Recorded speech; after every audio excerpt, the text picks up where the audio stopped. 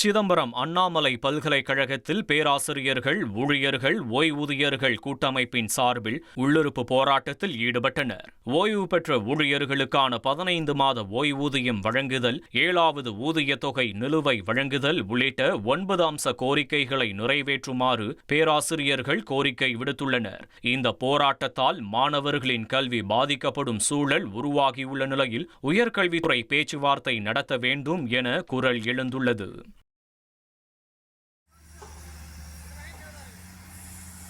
திருச்சியில் மேற்கொள்ளப்படும் ரயில்வே பணிகள் காரணமாக 6 ரயில்கள் முழுமையாக ரத்து செய்யப்பட்டுள்ளன.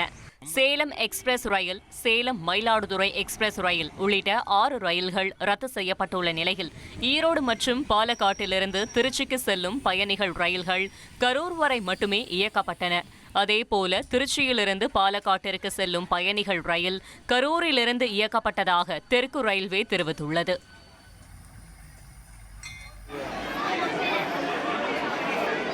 திருச்செந்தூர் சுப்பிரமணிய சுவாமி கோவில் வளாகத்தில் தரிசனத்திற்காக வரிசையில் நின்ற பெண் பக்தர்கள் மோதிக்கொண்டதால் பரபரப்பு ஏற்பட்டது.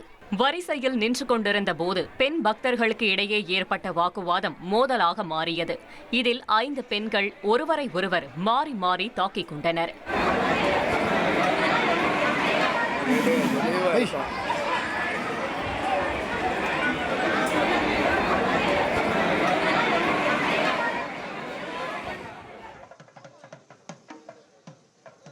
தைப்பூசத்தை முன்னிட்டு திருப்பரங்குன்றம் சுப்பிரமணிய சுவாமி கோவில் தெப்பத் திருவிழாவின் 9ஆம் நாள் நிகழ்ச்சியாக தேரோட்டம் நடைபெற்றது.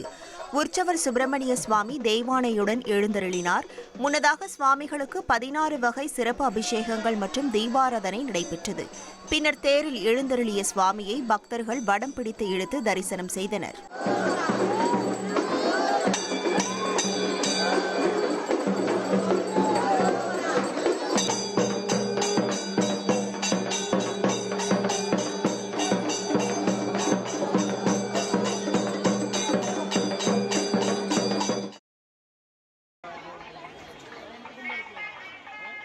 ராமேஸ்வரம் ராமநாத சுவாமி கோயில் கருவறை புகைப்படங்கள் இன்ஸ்டாகிராமில் வெளியான சம்பவம் பக்தர்களிடையே அதிர்ச்சியை ஏற்படுத்தியுள்ளது. பாதுகாப்பு கருதி கடந்த 2017ஆம் ஆண்டு முதல் கோவிலுக்குள் செல்போன் கொண்டு செல்லவும் புகைப்படம் மற்றும் வீடியோக்கள் எடுக்கவும் தடை விதிக்கப்பட்டிருந்தது. இந்த நிலையில் கோவிலுக்கு வந்த சில சுற்றுலா பயணிகள் கருவறை புகைப்படங்கள் மற்றும் வீடியோக்களை எடுத்து தங்களது இன்ஸ்டாகிராமில் பகிர்ந்ததாக குற்றச்சாட்டு எழுந்துள்ளது.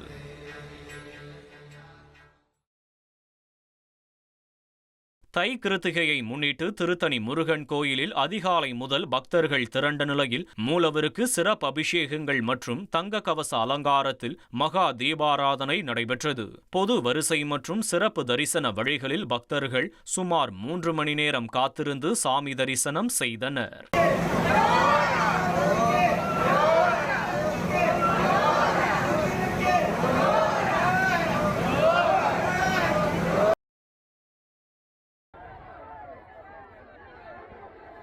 சிவகங்கை அருகே இலுப்பக்குடி பகுதியில் கிராஃபைட் தொழிற்சாலை அமைக்க விவசாய நிலங்களை கையகப்படுத்தும் நடவடிக்கைக்கு எதிர்ப்பு தெரிவித்து 2000க்கும் மேற்பட்ட விவசாயிகள் மற்றும் பொதுமக்கள் ஆட்சியர் அலுவலகத்தை முற்றுகையிட்டு தரையில் அமர்ந்து போராட்டத்தில் ஈடுபட்டனர்.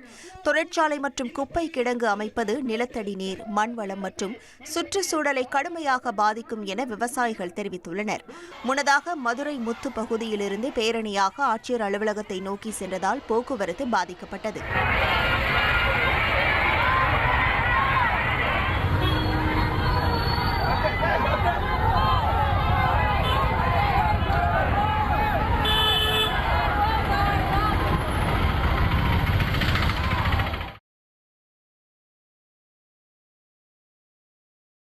திருவாரூர் மாவட்டம் அம்மையப்பன் பகுதியில் கீரிப்பிள்ளை கடித்ததற்கு உரிய சிகிச்சை பெறாமல் இருந்த 7 வயது சிறுவன் பரிதாபமாக உயிரிழந்த சம்பவம் அதிர்ச்சியை ஏற்படுத்தியுள்ளது.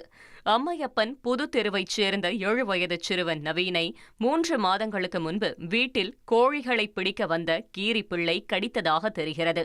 இதற்கு சிகிச்சை பெறாமல் இருந்த நிலையில் சமீபத்தில் சிறுவனுக்கு கடுமையான காய்ச்சல் ஏற்பட்டது. அதனைத் தொடர்ந்து திருவாரூர் அரசு மருத்துவக் கல்லூரி மருத்துவமனையில் அனுமதிக்கப்பட்ட சிறுவன் கீரிப்பிள்ளை போன்று செய்கைகள் செய்து வந்ததாக கூறப்படும் நிலையில் சிகிச்சை பலனின்றி சிறுவன் உயிரிழந்தான்.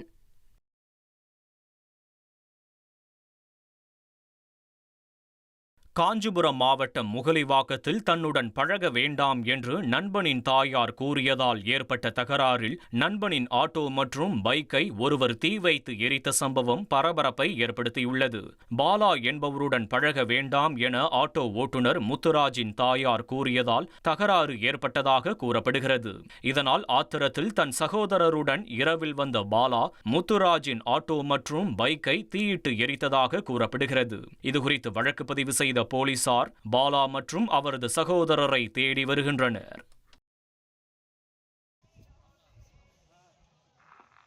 திண்டுக்கல் மாவட்டம் வத்தலகுண்டு அருகே சின்னுப்பட்டியில் தென் மாவட்ட அளவிலான இசை திருவிழா ஒலிபெருக்கி போட்டிகள் கோலாகலமாக நடைபெற்றன. 160க்கும் மேற்பட்ட ஒலிபெருக்கி அமைப்பாளர்கள் பங்கேற்ற இந்த போட்டியில் தேனி மாவட்டம் பாலார்பட்டியைச் சேர்ந்த பாயும் புலி இசையகம் முதல் பரிசை வென்றனர். அவர்களுக்கு கோப்பையுடன் 20,000 ரூபாய் ரொக்க பணமும் வழங்கப்பட்டது.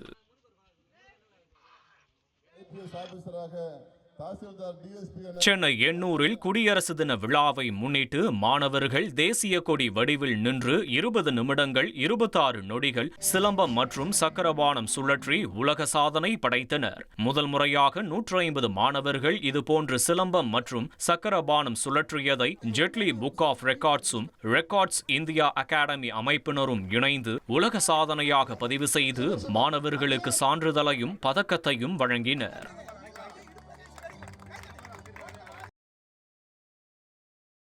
சத்தியமங்கலம் வனப்பகுதியிலிருந்து வெளியேறிய காட்டு யானை தமிழக கர்நாடக எல்லையில் அமைந்துள்ள காரப்பள்ளம் சோதனை சாவடிக்கு வந்தபோது வனத்துறை அதிகாரிகள் அலறியடித்தனர்.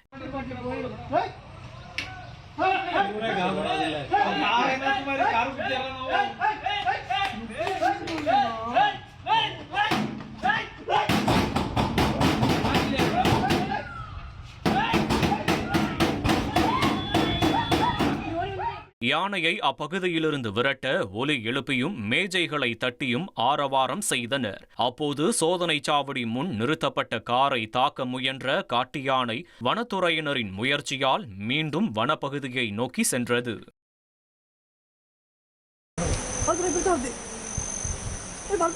ஊட்டி மைசூர் சாலையில் குட்டிகளுடன் காட்டு யானைகள் முகாமிட்டுள்ளன. இதனால் சுற்றுலா பயணிகளுக்கு எச்சரிக்கை விடுத்துள்ள வனத்துறையினர் வாகனத்தை நிறுத்தி யானையுடன் செல்ஃபி புகைப்படம் எடுத்தால் கடும் நடவடிக்கை எடுக்கப்படும் என்று தெரிவித்துள்ளனர்.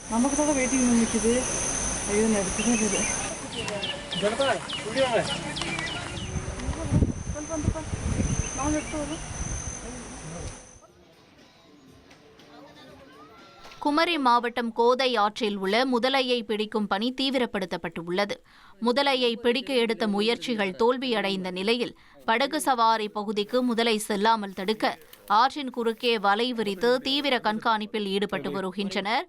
அதுவரையில் ஆற்றில் பொதுமக்கள் இறங்க தடை விதிக்கப்பட்டுள்ளது.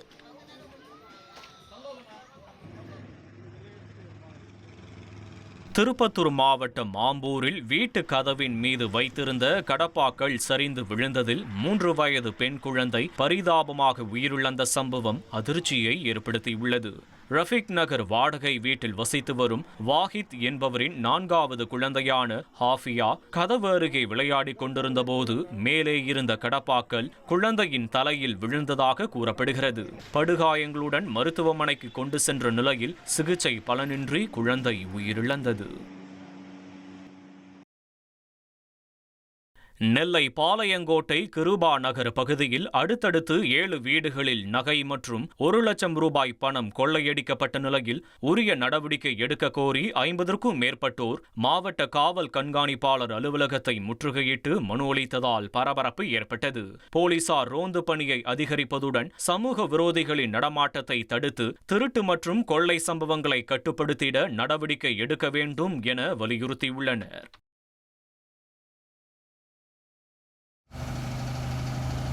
தென்காசி மாவட்டம் ஆலங்குளம் அருகே கேரளாவிற்கு கனிமங்களை கொண்டு சென்ற லாரி மீது பெட்ரோல் வெடிகுண்டு வீசப்பட்ட சம்பவம் பரபரப்பை ஏற்படுத்தியுள்ளது. கண்டப்பட்டி பகுதியில் இயங்கி வரும் தனியார் கல் குவாரியில் இருந்து கேரளாவிற்கு லாரி ஒன்றில் கனிமங்கள் கொண்டு செல்லப்பட்டிருக்கிறது. மருதம்புத்தூர் பகுதியில் மறைந்திருந்த மர்ம நபர்கள் அந்த லாரி மீது பெட்ரோல் வெடிகுண்டு வீசியுள்ளனர். இதில் செங்கோட்டை பகுதியைச் சேர்ந்த லாரி ஓட்டுநர் சுப்பிரமணியன் படுகாயமடைந்தார். அவர் நெல்லை அரசு மருத்துவமனையில் அனுமதிக்கப்பட்டுள்ள நிலையில் போலீசார் விசாரணை மேற்கொண்டு வருகின்றனர்.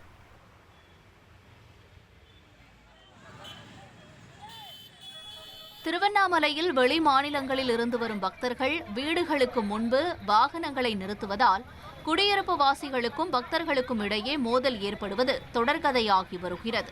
திருவண்ணாமலைக்கு வெளி மாவட்டங்கள் மட்டுமின்றி கர்நாடகா, ஆந்திரா உள்ளிட்ட மாநிலங்களிலிருந்தும் ஏராளமான பக்தர்கள் சுவாமி தரிசனம் செய்வதற்காக வருகின்றனர். போதிய பார்க்கிங் வசதி இல்லாததால் கோயிலின் 4 மாட வீதிகளில் கார்களை ஆங்காங்கே நிறுத்திவிட்டு செல்வதாக கூறப்படுகிறது. வீடுகள், கடைகளுக்கு முன் கார்களை நிறுத்திவிடுவதால் உள்ளூர் மக்களுக்கும் வெளியூரிலிருந்து வரும் பக்தர்களுக்கும் இடையே மோதல் ஏற்படுகிறது. அதன் தொடர்ச்சியாக கர்நாடகத்தில் இருந்து வந்த பக்தர்கள் ஒரு வீட்டின் முன்பாக வாகனத்தை நிறுத்தியதால் இருதரப்புக்கும் இடையே வாக்குவாதம் ஏற்பட்டது. பார்க்கிங் விவகாரத்தில் உரிய நடவடிக்கை எடுக்க வேண்டும் என திருவண்ணாமலை நகர மக்கள் கோரிக்கை விடுத்துள்ளனர்.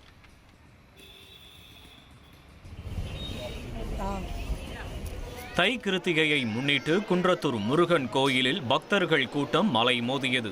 காலை முதலே பக்தர்கள் திரண்ட நிலையில் தரிசனம் செய்ய சிறப்பு கவுண்டர்கள் அமைக்கப்பட்டதுடன் போக்குவரத்து நெரிசலை தவிர்க்க பலத்த காவல் பாதுகாப்பு போடப்பட்டிருந்தது. உற்சவர் ராஜா அலங்காரத்தில் காட்சியளித்த நிலையில் நீண்ட வரிசையில் நின்று பக்தர்கள் தரிசனம் செய்தனர்.